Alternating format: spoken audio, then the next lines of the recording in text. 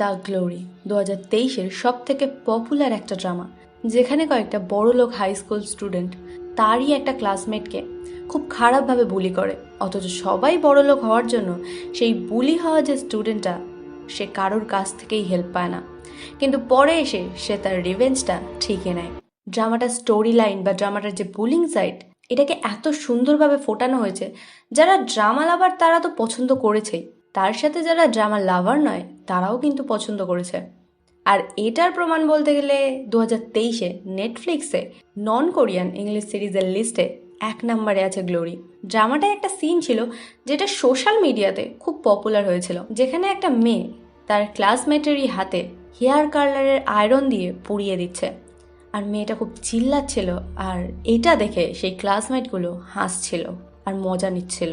এই সিনটা দেখে তো কষ্ট লেগেছিল, কিন্তু কখনো কি ভেবে দেখেছো এই সিনটা যদি রিয়েল লাইফে কারোর সাথে হয়? এই সিরিজের যে রাইটার ছিল তাকে যখন জিজ্ঞাসা করা হয়েছিল যে আপনি কি এই স্টোরিটা কোনো রিয়েল লাইফের স্টোরি থেকে নিয়েছেন, তখন রাইটার বলেছিল না, ওনার মেয়ে নাকি হাই স্কুলে পড়ে, আর কোরিয়াতে এই বুলির যে ব্যাপারটা স্কুলে, এটা খুব নর্মাল ব্যাপার। তাই তার মনে হয়েছে কোরিয়ার যে এই ডার্ক সাইডটা, সেটা সবার সামনে আনা দরকার। আর এটার জন্যই উনি এই গ্লোরি ড্রামাটা লিখেছেন। আর কেন কোরিয়াতে এই ব্যাপারটা নর্মাল, সেটা আমি তোমাদেরকে এই ভিডিওর শেষে বলবো। রাইটার তো এই কথাটা ড্রামাটা বেরোনোর আগে বলেছিল, কিন্তু ড্রামাটা যখন রিলিজ হয় তারপরে জানা যায় যে এই যে ঘটনাটা, এটা আসলে রিয়েল লাইফে একজনের সাথে ঘটেছিল। যারা ড্রামাটা দেখেছো তারা অবশ্যই জানো যে এই স্কুল লাইফটা এটা 2004 সালে দেখানো হয়েছিল, যেখানে একটা হাই স্কুল মেয়ে কয়েকটা বড়লোক হাই স্কুল স্টুডেন্টের কাছে খুব বাজেভাবে অপদস্থ হয়েছিল। কিন্তু রিয়েল লাইফে এই ঘটনাটা 2006 সালের মে মাসে হয়, আর এই ঘটনাটা কোরিয়ার একটা নামকরা স্কুলেই হয়েছিল। প্রায় 20 দিন মেয়েটা তার ক্লাসমেটদের কাছে জঘন্যভাবে মার খায়, আর ওর হাত পায়ে হেয়ার কালার দিয়ে পুড়িয়ে দেয়। যদি এইটুকু হতো না তাও মানা যেত, কিন্তু এরপরে এমন কিছু করেছিল ওরা, যেটার জন্য মেয়েটা শেষ পর্যন্ত পুলিশের কাছে যেতে বাধ্য হয়, কারণ ওকে হেল্প করতে তখন কেউই সামনে আসেনি। এতটাই বাজে অবস্থা হয়ে গেছিল মেয়েটার যে শেষে এই খবরটা টিভিতেও দেখানো হয়। আর এই ব্যাপারটা ছড়ানোর পর কোরিয়াতে বেশ সাড়া পড়েছিল। মেয়েটার নাম ছিল কিম। কিম সবার মতো নর্মাল স্টুডেন্টই ছিল, তবে সব স্কুলে যেমন একটা গ্রুপ থাকে মেয়েদের, সেরকম কিমের স্কুলেও একটা গ্রুপ ছিল। ওর ক্লাসরুমে 3টে ফেমাস মেয়ে ছিল, যাদেরকে দেখে ক্লাসের সবাই ভয় পেত। এমনকি এতটাই ভয় পেত যে টিচারদেরকেও কেউই ওদের ব্যাপারে জানাতো না। তবে এই যে গ্রুপে ঘোরা মেয়েগুলোর সাথে কিম কিন্তু অতটা মিশতো না। কিম ওদেরকে অ্যাভয়েড করেই চলতো। ও নর্মালি ওর মতো থাকতে পছন্দ করতো, কারণ ও খুব চুপচাপ স্বভাবের মেয়ে ছিল। তাই ওর স্কুলে কিন্তু তেমন বন্ধুও ছিল না। তাই প্রতিদিনের রুটিন অনুযায়ী কিম স্কুল করে বাড়ি ফিরছিল। আর দিনটা ছিল 2 মে। ও গান শুনতে শুনতে ফিরছিল, তখন হঠাৎ ওর সামনে কয়েকজন আসে। ও দেখে সেই 3টে ফেমাস মেয়ে। ওরা হঠাৎ এসে কিমকে একটা কোশ্চেন জিজ্ঞাসা করে, যেটাই কিম ওদেরকে কোনো অ্যান্সার দেয় না। আর এই অ্যান্সার না দেওয়াটায় ওই 3টে মেয়ের খুব লেগে যায় গায়ে। আর এই 3টে মেয়ের মধ্যে একটা মেয়ে ছিল যার নাম ছিল জেয়ং। এ একটু বেশি উঠতো, আর এর জন্যই আরো 2টো মেয়ে ওরা সাহস পেত। আর এই দিনে জেয়ং কিমের কাছে অ্যান্সার পায়নি বলে এবারে ওর নতুন টার্গেট হয়ে যায় কিম। কিম পরের দিন যখন স্কুলে আসে তখন কিমের বই খাতা সব কেড়ে নেয়, আর সেই বই দিয়ে জিয়ং কিমকে হঠাৎ করে মারতে শুরু করে, কারণ ও আগের দিন অ্যান্সার দেয়নি। আর অ্যান্সার যেহেতু দেয়নি বলে তার জন্য বলে তুই এবার আমাদেরকে টাকা দে। কিম প্রথমে তো মার খাওয়ার ভয়ে টাকা দিয়ে দেয়, আর জিয়ংরা বলতো যে ওরা নাকি কোনো নন চ্যারিটিতে টাকাটা দেবে। কিমের দিতে তো বিরক্ত লাগতো, কিন্তু ওকে যেহেতু মারছিল তার জন্য ও আর কিছু বলে না, যতটা টাকা ছিল দিয়ে দেয়। কিন্তু 2 দিন পর থেকে টাকার পরিমাণটা আরও বাড়তে থাকে, আর কিমের কাছে যত টাকা ছিল সব দিয়ে দিয়েছিল, শেষে ওর কাছে ছিল না, তাই আরও দিতে পারছিল না। যেটাই জেয়ং এবার বই দিয়ে মারা বন্ধ করে সেফটি পিন দিয়ে ওর গায়ে স্ক্র্যাচ করতে শুরু করে, আর স্ক্র্যাচগুলো ওর গলা থেকে বুক পর্যন্ত করতো, কারণ স্কুলের জামা তো পুরো গলা ভর্তি হয়, তাই যদি এই পোর্শনটুকু থাকে তবে লোকে কেউ দেখতে পাবে না। তার জন্য জামার ভেতরে গলা থেকে বুক পর্যন্ত সেফটি পিন দিয়ে বারবার স্ক্র্যাচ করতো টাকা না দেওয়ার জন্য। এখানেই শেষ নয়, এরপরে আস্তে আস্তে মারের পরিমাণ বাড়তে থাকে। সেফটি পিন দিয়ে স্ক্র্যাচ করা যেদিন করে, তার পরের দিন এবার বেসবল ব্যাট দিয়ে ওকে মারে। আর এতটাই মেরেছিল কিম পরের দিন উঠতেও পারছিল না, কিন্তু তাও ও স্কুল যায়। আর এতটা করেও জেয়ংদের শান্তি হয়নি। আর শেষে এতটাই ওরা জঘন্যতম নিচে নেমে যায় যে মারের পরিমাণ বাড়ানোর জন্য এবার ওরা হেয়ার কার্লার দিয়ে কিমের শরীর পোড়াতে শুরু করে।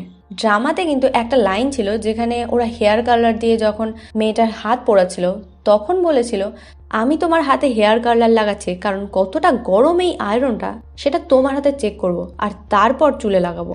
কতটা টেম্পারেচার তোমার হাতের চামড়া পোড়াতে লাগে সেই টেম্পারেচারের থেকে কম টেম্পারেচার আমার চুলে লাগাবো, যাতে আমার চুলটা ড্যামেজ না হয়। আর এই সেম কথা বলেও রিয়েল লাইফে কিমের হাতে আর পায়ে হেয়ার কার্লারের গরম আয়রন বারবার বিভিন্ন জায়গায় দিয়ে পোড়াতে শুরু করে ওরা। আর কিম যাতে পালাতে না পারে, জেয়ংয়ের দুটো বন্ধু দুদিক থেকে কিমকে ভালো করে ধরে রেখেছিল। পুরো যেমন সিনটা ড্রামাতে ছিল সেই সেম ভাবেই করে ওরা। ড্রামাতে দেখানো হয়েছিল যে এক একটা জায়গাতে ওই হেয়ার কার্লারের যে আয়রনটা অনেকক্ষণ রেখেছিল। রিয়েল লাইফেও কিম বলেছিল ওর হাতে আর পায়ে যে জায়গাগুলো ওরা আয়রন দিয়ে পোড়াচ্ছিল 5 মিনিট করে জায়গাগুলো ধরে রাখছিল যাতে জায়গাগুলো ভালো করে চামড়াটা পড়ে। আর এটাই কিম যেহেতু চিল্লাচ্ছিল তাই জেয়ং ওকে মারার হুমকি দেয়, যেটার জন্য কিমের এত লাগলেও ও তাও চুপচাপ ছিল। কতটা ওদের মানসিকতার নিচু হলে এই কাজটা করতে পারে। ওরা মানুষ হওয়ার যোগ্য নয়, নাহলে এরম কেউ একটা মানুষের সাথে কি করে করতে পারে। ড্রামাতে যে সিনটা দেখিয়েছিল সেটা আসলে জিম রুমে করা হয়েছিল, আর রিয়েল লাইফে কেসটা তো ক্লাসরুমেই করা হয়েছিল। অথচ কোনো টিচার একটুও দেখতে আসেনি যে ক্লাসরুমে কি হচ্ছে। এখানে যদি পুরো ঘটনাটা শেষ হতো তাও মানা যেত, কিন্তু এখানেই শেষ নয়। কিমকে ওরা যেহেতু মারার হুমকি দিত তার জন্য কিম বাড়িতে গিয়েও কিন্তু সেরকমভাবে খুলে কথা বলতে পারতো না। কিমের পুরো শরীরের যে জায়গাগুলোতে ওরা আয়রন দিয়ে গরম করেছিল, মানে পুড়িয়েছিল, সেই জায়গাগুলোতে এর পরের দিন থেকে জেয়ংরা চামড়া তুলতে শুরু করে। ও যখন পরের দিন স্কুলে আসতো ওর চামড়াগুলো হালকা হালকা যখন শুকাতো সেইখান থেকে চামড়া তুলে দিত। আর ওর বুকে যে সেফটি পিনের স্ক্র্যাচগুলো ছিল সেগুলো যখন হালকা হালকা শুকিয়ে গেছিল সেগুলোতেও আবার স্ক্র্যাচ করে দিত। ও যখন পুলিশের কাছে এগুলো বলছিল ও বলছিল আমি মরে যাইনি কেন, আমার তখন বাঁচার একটু ইচ্ছা ছিল না। আর এগুলো 20 দিন ধরে টানা চলছিল। আর শেষ দিনে জিয়ংরা এতটাই লেভেল ক্রস করে ফেলে ওরা কিমকে বলে, তুই তোর ওই জায়গাগুলোর চামড়া এবার তোল। মানে ওর পোড়া যে জায়গাগুলো ছিল সেই জায়গাগুলোর চামড়া ওকে নিজেকেই তুলতে বলে, আর বলে যদি না তুলিস তবে তোকে আরও মারবো। শেষে মারের ভয়ে কিম নিজের চামড়াও তুলতে শুরু করে, কিন্তু ঠিকঠাক তুলছিল না দেখে জিয়ংরা বেসবল দিয়ে ওকে আবার মারে। আর এত কিছু একদিনেও সহ্য করার পরে ও পুরো শেষ হয়ে গেছিল। তার জন্য ও আর থাকতে পারে না, ও সোজা ওই অবস্থাতেই পুলিশ স্টেশনে যায়। আর পুলিশ ওকে দেখে সাথে সাথে ওকে হসপিটালে ভর্তি করে দেয়। ভর্তি করার পর পুলিশ যখন জিজ্ঞাসা করে যে আসলে কি হয়েছে, কিম শুধু একটাই কথা বলছিল, ওদেরকে আমি যে অ্যান্সারটা দিইনি সেটার জন্য আমি ওদের টার্গেট হয়েছি, কিন্তু আমি অ্যান্সার না দিয়ে কোনো ভুল করিনি। ও একদিন ধরে শুধু এই কথাটাই বলে যাচ্ছিল পুলিশদেরকে। কিমের বাবা একজন শেফ ছিল। উনি এসে যখন নিজের মেয়ের হাল দেখেন পুরো শক, কারণ 20 দিন ধরে কিম ওর বাবাকে বারবার ওর স্কুলটা চেঞ্জ করতে বলছিল। কিন্তু ওর বাবা ভাবতো হাই স্কুলের স্টুডেন্টরা যেহেতু নতুন বন্ধু বান্ধব পেয়ে তেমন খুশি হয় না, তার জন্যই হয়তো স্কুল চেঞ্জ করতে চায়। আর এটাই হয়তো কিমের কারণ ছিল, তার জন্যই ও হয়তো স্কুল চেঞ্জ করতে চাইছিল, এটাই ওর বাবা ভেবেছিল। তার জন্য ওর বাবা ওর কোনো কথায় পাত্তাই দেয়নি। আর পুলিশকে কিমের বাবা এটাও বলে যে এই 20 দিন ধরে কন্টিনিউয়াস কিম রাতের বেলা খুব চেল্লাতো। প্রথম 2 দিন যখন ওর বাবা জিজ্ঞাসা করেছিল যে কি হয়েছে, কিম বলেছিল ও দুঃস্বপ্ন দেখছে। আর 2 দিন যেহেতু পরপর ওর বাবা জিজ্ঞাসা করায় দুঃস্বপ্ন দেখছে বলেছে, তার জন্য ওর বাবা এর পর দিন থেকে যে কবার শুনেছিল কিমকে চিল্লাতে ভেবেছিল হয়তো কিম দুঃস্বপ্ন দেখছে। যদি একবার এসে ওর বাবা দেখতো হয়তো এতটা এক্সট্রিম লেভেলে ব্যাপারটা পৌঁছাতো না। আর ওর বাবা যেহেতু জব করতো তাই মেয়ের দিকে অতটা খেয়াল দেওয়ার ওর বাবার সময় ছিল না। আর আর্টিকেল পড়ে যা দেখেছি ওর মার কথা কোথাও লেখা নেই, তাই হয়তো মনে হয় যে কিম ওর বাবার সাথেই থাকতো। পুলিশ যখন এই বিষয়টা নিয়ে ইনভেস্টিগেশন করতে শুরু করে তখন প্রথম যখন কিমকে জিজ্ঞাসা করেছিল কিম ভয়ে কিছুই বলছিল না, তাই বাধ্য হয়ে পুলিশ এবার নিজেই ইনভেস্টিগেশন করতে শুরু করে। স্কুলে গিয়ে স্কুলের টিচারদের তো জিজ্ঞাসা করে যে স্কুলে এই ঘটনা হওয়া সত্ত্বেও কেন টিচাররা দেখেনি, কিন্তু কোনো টিচারই মুখ খোলে না। আর স্টুডেন্টদের মানে কিমের যে ক্লাসমেট যারা ছিল তাদেরকে যখন জিজ্ঞাসা করা হয় তারাও জিয়ংয়ের ব্যাপারে কিচ্ছু বলে না। ক্লাসে জানা যায় যে জিয়ংরা নাকি সবাইকে বলতো কিম ওদের বেস্ট ফ্রেন্ড, তাই ক্লাসমেটরা জিয়ংয়ের ব্যাপারে কিছুই বলে না। আর এটার জন্য পুলিশের হাতে কিছুই লাগে না প্রথমে। আর জিয়ংরা তো সব জায়গায় বলে রেখেছিল যে ওরা কিমের বেস্ট ফ্রেন্ড। তার জন্য যখন কিম হসপিটালে ভর্তি ছিল তখন ওর বাবার সাথে জিয়ংরা দেখা করে আর বলে যে আমরা তো ওর বেস্ট ফ্রেন্ড, তো আমরা দেখা করতে পারি। ওর বাবা ওদেরকে বেস্ট ফ্রেন্ড ভেবে কিমের সাথে দেখা করতে দেয় জিয়ংকে। আর জিয়ং গিয়ে কিমকে ওই হসপিটালে দিয়ে আসে, যদি তুই মুখ খুলিস তবে তোকে এখানেই মেরে দেবো। কিন্তু পুলিশ ওকে বারবার জিজ্ঞাসা করতে থাকে যে কে ওর এরম হাল করেছে। শেষ পর্যন্ত কিম 3জন র্যান্ডম মেয়ের নাম নেয় যারা এই কেসের সাথে একটুও জড়িত নয়। তবে কিম যেহেতু ওই 3টে র্যান্ডম মেয়ের নাম নিয়েছিল, এই ব্যাপারটা যখন স্কুলে জানতে পারে ওই 3টে মেয়ের সাথে কিন্তু স্কুলের সবাই খুব বাজেভাবে ব্যবহার করতে শুরু করে। এমনকি ওই 3টে মেয়ের বাড়িতে কলও যেত, কারণ পুরো কোরিয়া তখন এই ব্যাপারটা নিয়ে বহুত রেগেছিল। আর সবাই চাইছিল কিমের সাথে যে এটা করেছে তার শাস্তি হোক, কারণ কিম একমাত্র তো পুলিশের সামনে এসেছিল, কিন্তু কিমের মতো অনেকেই ছিল যারা ভয়ে কোনোদিন মুখ খুলতে পারেনি, তারা শুধুমাত্র মার খেয়েছিল। তার জন্য কিম যেহেতু সামনে এসেছে তাই ওরাও একটু সাহস পেয়েছিল আর কিমকে পুরো সাপোর্ট দেওয়ার চেষ্টা করছিল বাইরে থেকে। আর যেহেতু কেসটা কোরিয়াতে বহুত পপুলার হয়ে যাচ্ছিল, তার জন্য পুলিশও বাধ্য হয়ে কিন্তু ভালোভাবে ইনভেস্টিগেশন করছিল। আর শেষে ইনভেস্টিগেশন করে জানতে পারে কিম যাদের নাম নিয়েছে তারা আসলে এই কেসে কিছুই করেনি। আর কে করেছে সেটা ওরা শেষ পর্যন্ত জেনে যায়। তবে যখনই জেনে যায় তখনই জিয়ং নিজে এসে পুলিশ স্টেশনে সব কিছু বলে দেয় যে ওই কিমের সাথে এইসব করেছে, যেটার জন্য জিয়ংকে তো পুলিশ সাথে সাথে কাস্টাডিতে নিয়ে নেয়। আর ওর সাথে যে দুটো মেয়ে করেছিল তাদেরকেও ধরে, তবে ওদের তেমন কোনো শাস্তি হয় না, কারণ যেসব কাজগুলো বেশি করেছিল সেটা জিয়ংই করেছিল আর ওরা দুজন তোকে হেল্প করতো।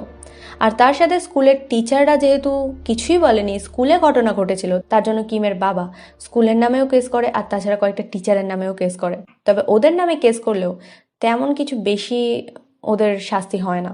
আর জিয়ংয়ের সব থেকে বেশি শাস্তি হয়েছিল, তাও সেটা 1 থেকে 2 বছরের জন্য, তাও বেশি নয়। আর তোমাদেরকে বলেছিলাম ফার্স্টেই যে এটা একটা নর্মাল ব্যাপার কোরিয়াতে, কারণ হচ্ছে কোরিয়ার যে বিচার ব্যবস্থা সেখানে কোনো 18 বছরের নিচে ছেলে বা মেয়ে যদি এরকম ধরনের কোনো খারাপ কাজ করে বা এর থেকেও বড় কিছু করে, তাও কিন্তু তাদের বেশি শাস্তি হয় না। এমনকি সরকার তাদের যে পরিচয়টা সেটাকেও গোপন রাখে, কারণ তাদের সরকারের এটাই ভাবনা যে আজকে সে কোনো ভুল করেছে, কিন্তু কালকে ভবিষ্যতে যাতে তার ফিউচারটা নষ্ট না হয় তার জন্যই তার পরিচয় গোপন রাখে। কিন্তু এর জন্য যার ওপর এই ধরনের অত্যাচার করা হয় তার যে কি হয় সেটা সেই একমাত্র জানে।